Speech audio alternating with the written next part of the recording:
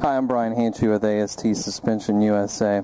We get a lot of questions about shock dynos and shock dyno plots, and we thought we'd do a brief video explaining some of the basics behind the shock dyno and the plot that you're looking at. So when we talk about dynos, the sort of the industry standard for North America is the Rohrig, and they have various sizes. We have a 2VS is what it's called. There's 3VS and I believe 4 or 5 VS, which are higher horsepower ones. But for road race cars, for street driven cars, the 2VS is more than capable of providing the force and the measurement that we need. So a couple of key features of the shock dyno is and the most important part is the load cell that is up at the top of it. This measures the force that is exerted on the shock and rebound and compression, represented by positive and negative numbers. So if you typically a negative number is a rebound and it's shown on the bottom of the plot, and the positive number is compression, it's shown on the top of the plot. And a lot of times you'll see that reversed, but that's the sort of the de facto standard is to have rebound on the bottom. Now this we have this set up to do a 2-inch stroke.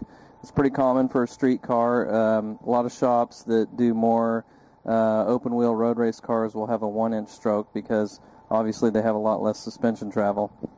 But a 2-inch stroke actually does a great job of representing what you would see on the road. Now, granted, there's no such thing as one bump and that's it. Every bump has a series of smaller bumps in it. So you're never going to get, a perfect representation of what you see on the road. But a 2-inch stroke is pretty common for a lowered street car to have about an inch to inch and a half of compression travel and an inch to an inch and a half of rebound. Now, when you lift the car off the ground, you may have a total of 4 inches of stroke, but the usable stroke that you typically would see is going to be in that 1.5 inch range in either direction. So 1 to 1.5. So 2 inches as big as you can get. That's what we go with. This is a infrared sensor that we use to measure the temperature of the shock and to warm it up. In a 2-inch stroke, just to note, there's actually 4 quadrants in the dyno plot. Now, typically you only see rebound and a compression stroke. We'll talk a little bit about that later.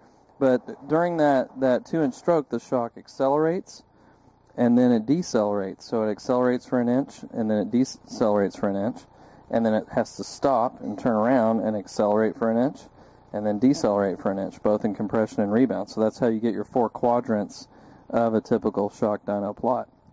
Now, a lot of times what you'll see in marketing material is this real perfect world scenario with nice bold lines and very scaled down so you really can't see what's going on.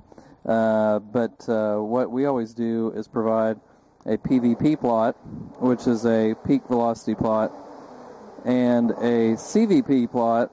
Actually, that data comes with a PVP, so we can actually go look at that real fine information as well, and we'll get into that as we look at the dyno plots.